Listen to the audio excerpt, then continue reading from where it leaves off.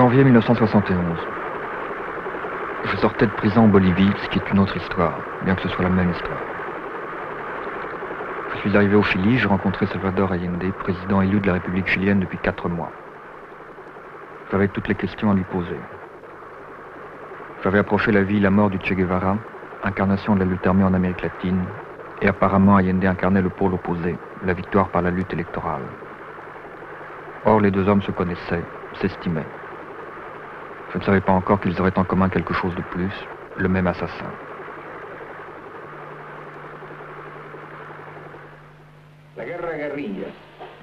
Très vite, Allende me montra l'exemplaire de la guerre de guérilla que le Che lui avait offert avec cette dédicace à Salvador Allende qui par d'autres moyens cherche à obtenir la même chose.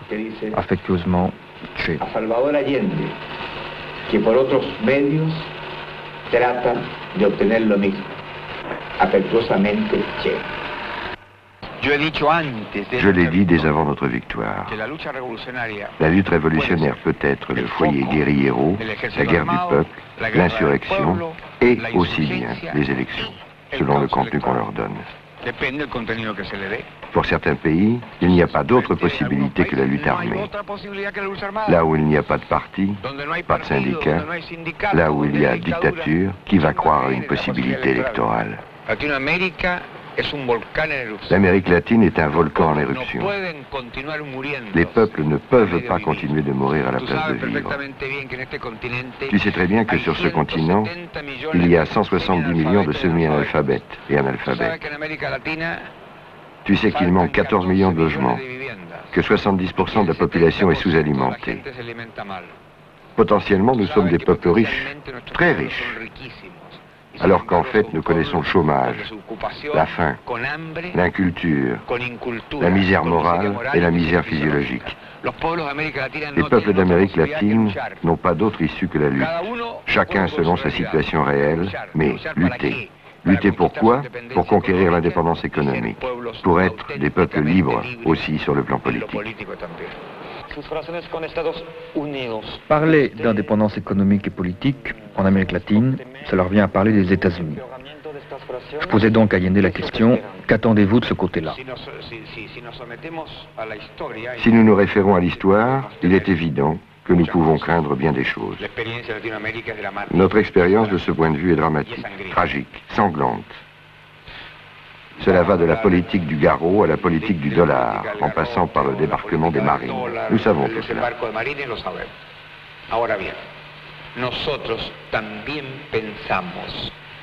Cela dit, nous pensons que les États-Unis aujourd'hui, comme peuple et comme nation, passent par des phases très différentes du passé.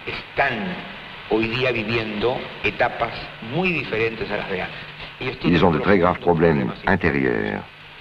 Pas seulement le problème racial, pas seulement les Noirs. Il y a des secteurs ouvriers, étudiants, intellectuels qui n'acceptent plus une politique agressive. En plus, ils ont provoqué l'écœurement mondial par leur attitude au Vietnam. Ça leur rend les choses plus difficiles en Amérique latine. Nous n'avons aucune position agressive vis-à-vis du peuple américain. Donc, s'il y a agression, c'est d'eux qu'elle viendra. Elle ne viendra pas de nous, même verbalement. Monsieur Nixon est président des États-Unis, je suis président du Chili.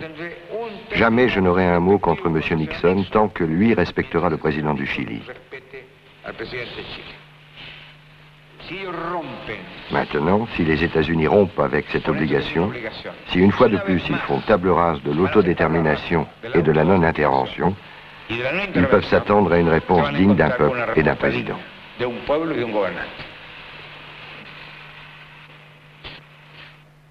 Justement, que signifiait être président?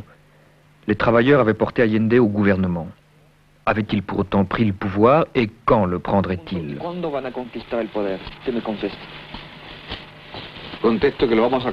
Nous aurons le pouvoir quand le cuivre sera chilien, quand le fer sera chilien, quand le salpêtre sera totalement chilien, quand nous aurons fait une véritable réforme agraire, rapidement et profondément, quand l'État contrôlera le commerce d'importation et d'exportation. En un mot, nous aurons indiscutablement le pouvoir quand le Chili sera un pays économiquement indépendant. De là, notre ligne fondamentale, l'anti-impérialisme, Et notre projet fondamental, nationaliser les richesses essentielles du pays. Lénine disait qu'il y a deux types de réformes, celles qui visent à freiner la révolution et celles qui visent à ouvrir le chemin à la révolution.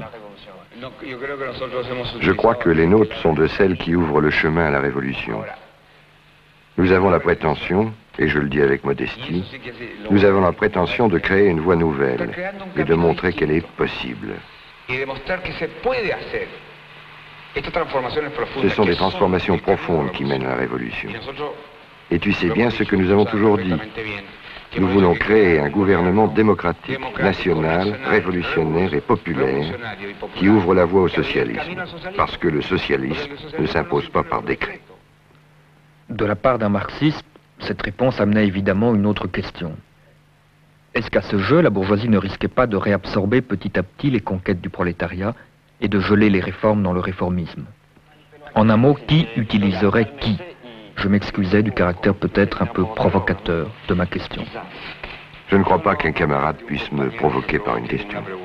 On dit que je suis un provocateur professionnel. Eh bien, je ne me laisserai pas provoquer. La réponse à ta question, le prolétariat. La question est importante. Et la réponse est brève, le prolétariat.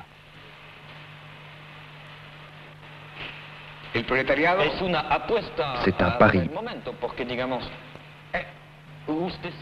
Pour aller plus loin, je me faisais l'avocat du diable. Je lui opposais qu'il avait dit lui-même que le temps des fronts populaires en Amérique latine était passé. Il me répondit que ce n'était pas un front populaire. On peut l'appeler Front des travailleurs, Front patriotique, Unité populaire, mais avec une colonne vertébrale qui fait que la classe ouvrière est indiscutablement le moteur.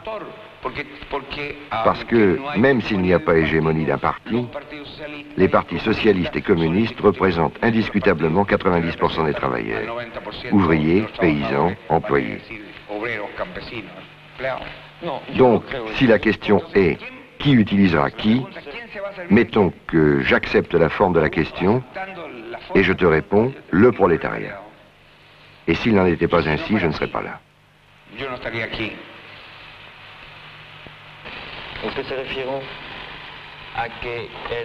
Vous avez dit que dans le domaine de l'économie sociale, le gouvernement allait offrir une participation à la direction des entreprises, aux travailleurs, aux employés et aux techniciens. Alors, du fait que vous êtes socialiste, et connaissant les relations du Parti socialiste avec la Yougoslavie, cela me fait penser à l'autogestion. Non. Nous avons formulé la nécessité qu'un certain pourcentage d'ouvriers, d'employés et de techniciens soient présents à la direction des entreprises. Mais cela n'implique pas que ces entreprises vont être autonomes ou vont fournir une production indépendante.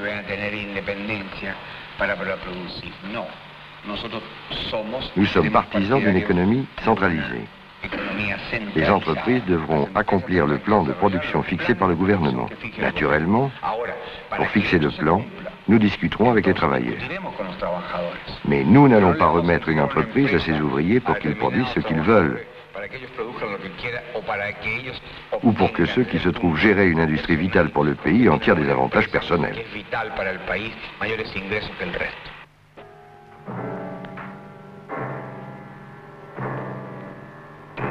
S'il fallait ainsi tenir compte de contradictions possibles entre les travailleurs, que dire des secteurs modelés par la bourgeoisie à son image et pour défendre ses intérêts?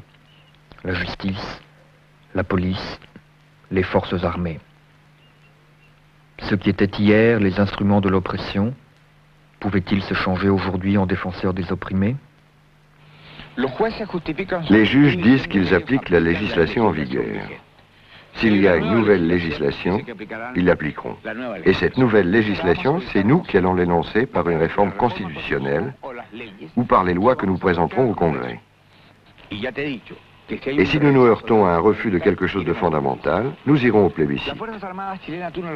Quant aux forces armées, tu ne peux pas les comparer à celles des autres pays latino-américains.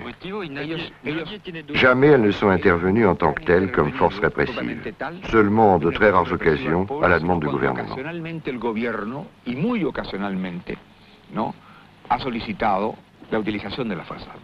J'ai entendu un camarade dire ceci. S'il y a trahison, il n'y a pas affrontement.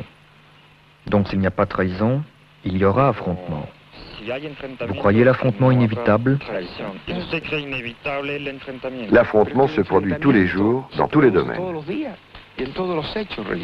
Mais vous ne voyez pas un affrontement direct un jour, un affrontement décisif? Ça dépendra d'eux. S'ils le provoquent, l'affrontement aura lieu. Nous n'attaquerons pas les premiers, mais nous sommes sur nos gardes. Nous savons très bien ce que l'histoire nous enseigne et ils ne nous prendront pas par surprise.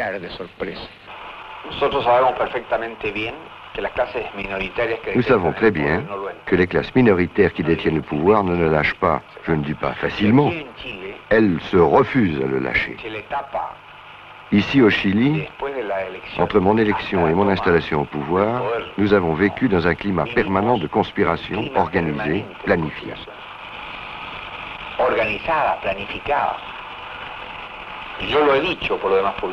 Je l'ai déjà dit publiquement, pendant ces 2 mois, je n'ai pas été un homme qui se préparait à prendre en main le gouvernement, j'ai été un chef de la sûreté.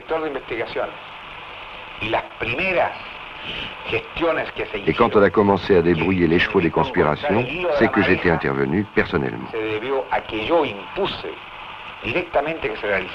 Je lui posais la question de sa garde personnelle, un groupe de jeunes militants qui l'accompagnaient et le protégeaient partout.